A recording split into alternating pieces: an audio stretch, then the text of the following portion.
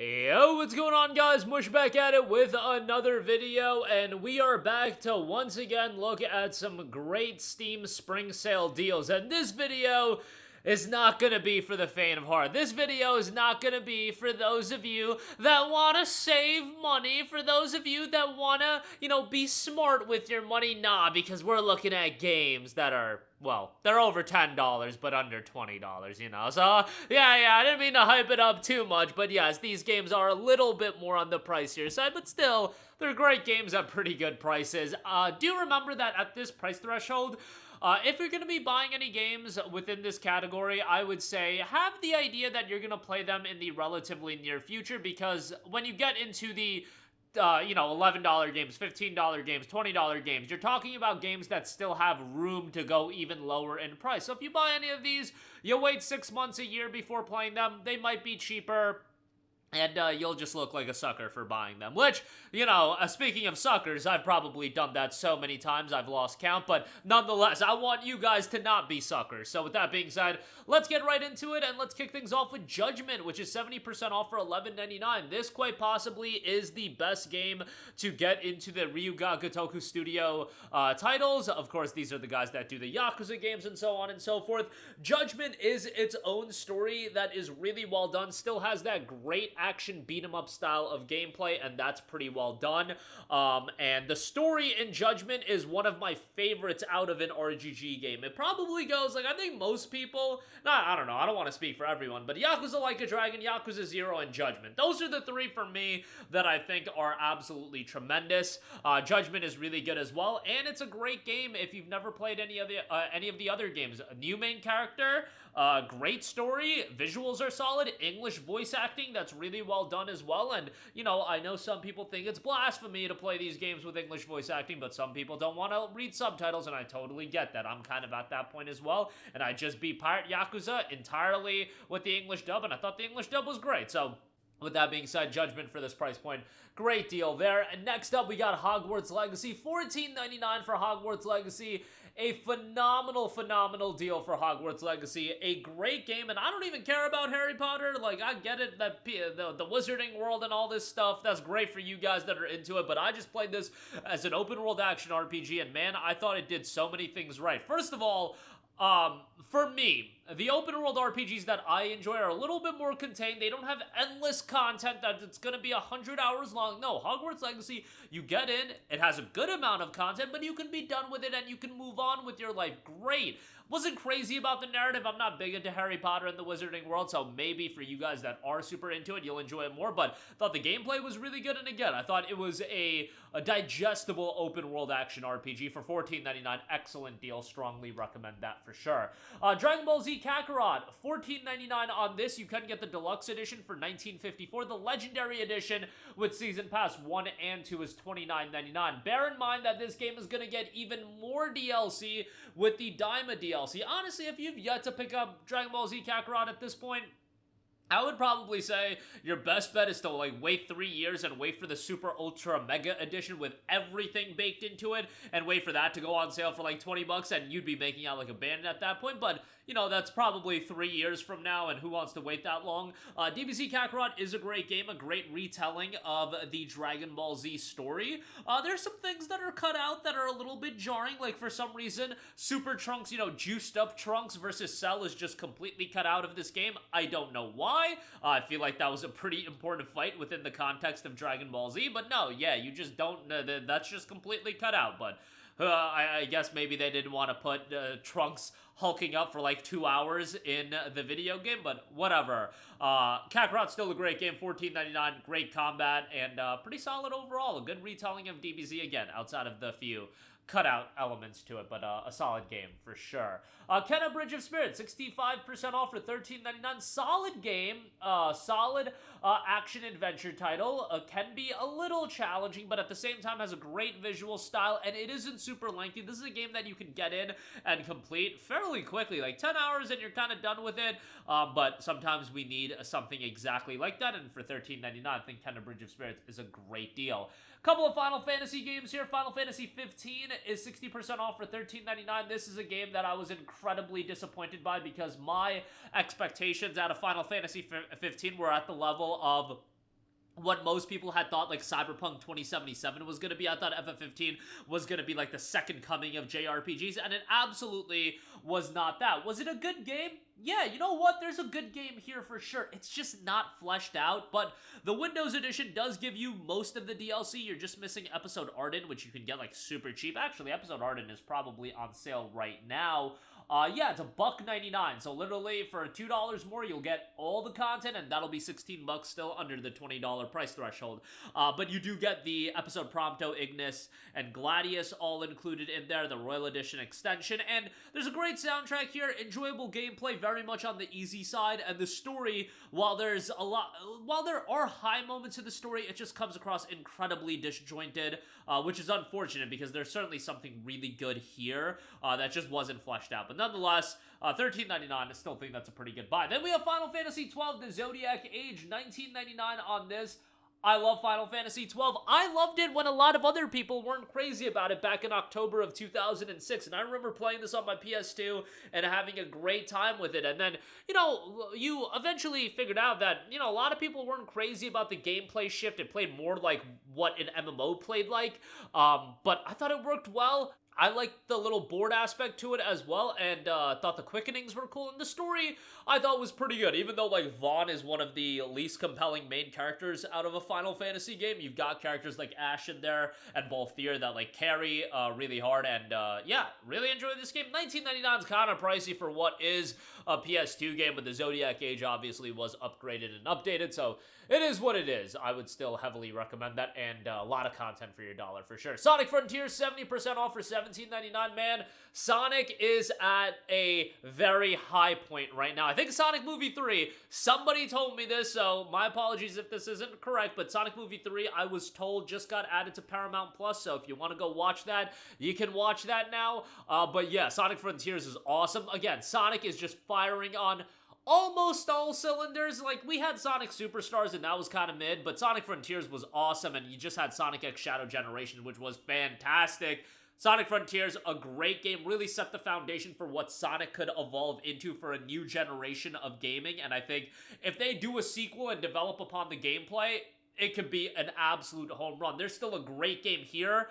The soundtrack is awesome. Gameplay is solid. Platforming is really well done. The combat, again, add a little bit of depth to that, and I think we could really be cooking something special with a follow-up title. But Frontiers for $17.99, still a fantastic, fantastic deal. Definitely recommend that. Next up, quite possibly when it came out, the worst PC port of all time, but still a phenomenal game.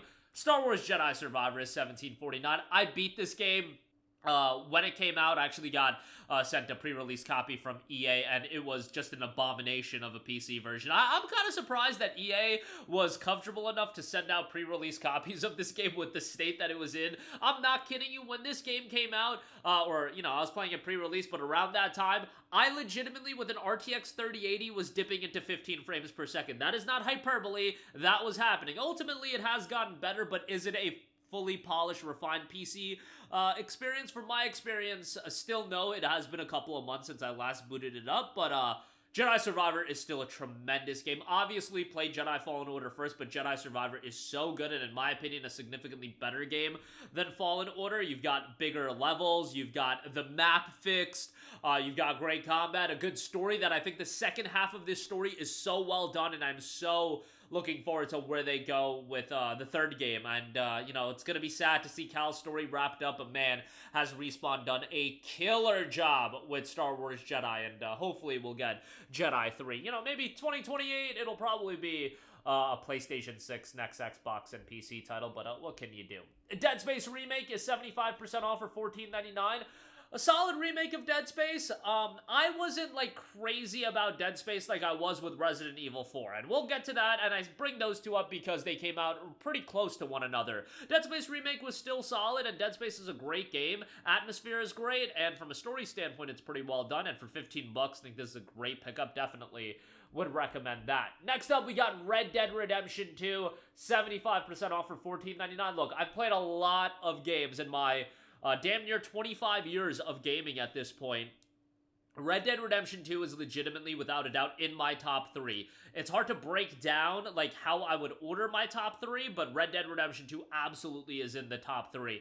This game is tremendous. I can't even go into how good this game is because it's just too good. This game might be too good because it just makes a lot of other games, even 7 years later, look at such a lesser level, and you cannot compare other games to Red Dead 2. Red Dead 2 is just at such a high level. Arthur as a main character, the supporting cast, the atmosphere, the ambiance, the sound direction, the side content. Red Dead 2 is one of the greatest video games of all time, and for $15, playing it on a PC at 60 frames per second, which, by the way, it's not available at 60 FPS on consoles. Please, Rockstar, for those guys that want to play this game on console, get an upgrade out there. But, yeah, Red Dead 2 is absolutely brilliant, and a game that, for the rest of my life, literally for as long as I remain alive, I'm not going to say every year, but every couple of years, I will go back and do another playthrough of Red Dead 2. That's how much this game resonated with me, and it's phenomenal. I recommend it. I'm always going to be more of a Red Dead guy over a GTA guy. Wild West hits home with me a little bit more, and I love the more serious tone than what GTA has. But yeah, Red Dead 2 is phenomenal. Play Red Dead 1 as well, but that's $40, and you guys ain't trying to drop $40 on a game that came out in 2010. Prince of Persia: The Lost Crown, 50% off for $19.99. I know that you guys don't want to give Ubisoft any of your money, but they're trying to change their ways, you know, they're trying. And Prince of Persia: The Lost Crown, while it had one of the worst video game debut trailers of all time, legitimately it is up there with the worst, it did turn out to be a great Metroidvania action game that Ubisoft just decided to cook right out the gate. Like, my goodness. Whoever, like, greenlights the promotional aspects of Ubisoft games, I'm not calling for anybody's job, but, yeah, they need to be looked at, and, I'm sure there's a team involved with this, but, like, what is going on? But this game turned out to be good. Well done action Metroidvania title. Not super lengthy, but that's fine. Pretty cool puzzles in this game as well, I thought. Can be fairly challenging, and for $19.99, not a great price, but a good price, and probably around the price point it should have come out at. $50 was just a little too steep. Death Stranding Director's Cut is $19.99. A lot of buzz around Death Stranding right now with the impending release of Death Stranding 2. Unfortunately, that is going to be on PlayStation 5 only. Probably for a year. I imagine in 2026 we'll get that on PC, but man, that game looks phenomenal, and Death Stranding 1 was great.